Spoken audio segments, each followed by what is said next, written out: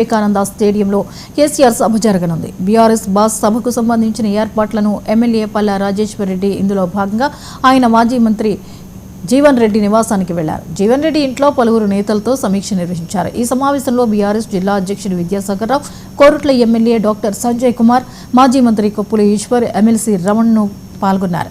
కేసీఆర్ సభను విజయవంతం చేయాలని పల్లా రాజేశ్వర్ రెడ్డి కేడర్కు పిలుపునిచ్చారు. జైత్రయాత్ర ప్రారంభమైన జగిత్యాల నేల నుంచే మరోసారి పార్టీ విజయానికి నాంది పలుకుదామని ఆయన ధీమా వ్యక్తం చేశారు. మరోవైపు కేసీఆర్ సభ రోజే రేవంత్ రెడ్డి మేడిగడ్డ వద్ద సభ ఏర్పాటు చేయడంపై తీవ్రంగా విమర్శలు గుప్పించారు. ప్రాజెక్టులకు నిధులు కేటాయించని ప్రభుత్వం ఇప్పుడు సభలు పెట్టడం ద్వారా ప్రజల దృష్టిని మళ్లించే ప్రయత్నం చేస్తోందని ఆరోపించారు.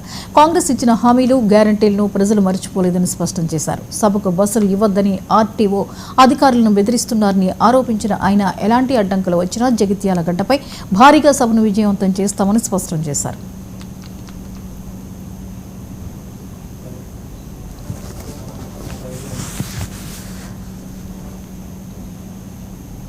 ఈ అంశంపై మరిన్ని వివరాలని మా ప్రతినిధి రిషికేష్ అందిస్తారు. రిషికేష్, జగిత్యాలలో పొలిటికల్ హీట్ నెలకొంది, వివరాలు ఏంటి?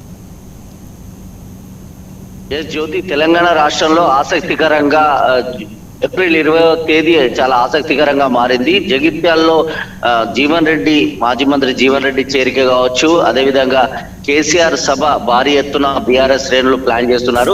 13 నియోజకవర్గాల వ్యాప్తంగా ప్రజల్ని తరలించి 1,00,000కు పైగా జన సమీకరణతో ఒక భారీ జనయాత్ర, జైత్రయాత్ర జగిత్యాల రేంజ్ లో ఈ యొక్క సభను ప్లాన్ చేస్తున్నారు. దీనికి సంబంధించి ఇప్పటికే సభకు సంబంధించినటువంటి ఇన్ఛార్జిగా పల్లా రాజేశ్వర్ రెడ్డి కావచ్చు, అదేవిధంగా స్థానిక నాయకులైనటువంటి విద్యాసాగర్ రావు, సంజయ్, తర్వాత జీవన్ రెడ్డి మాజీ మంత్రి ప్రత్యేకంగా తన నివాసంలో ఈ వ్యూహాలను, ప్రణాళికలు రచిస్తున్నారు.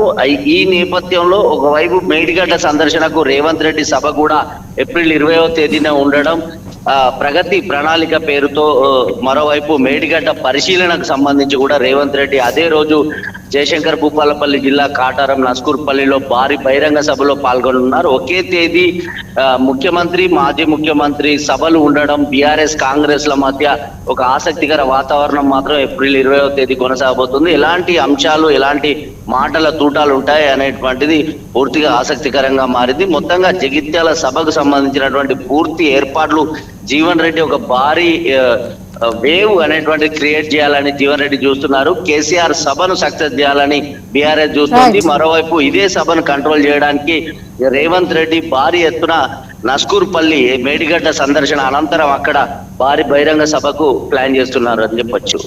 Thank you Rishikesh.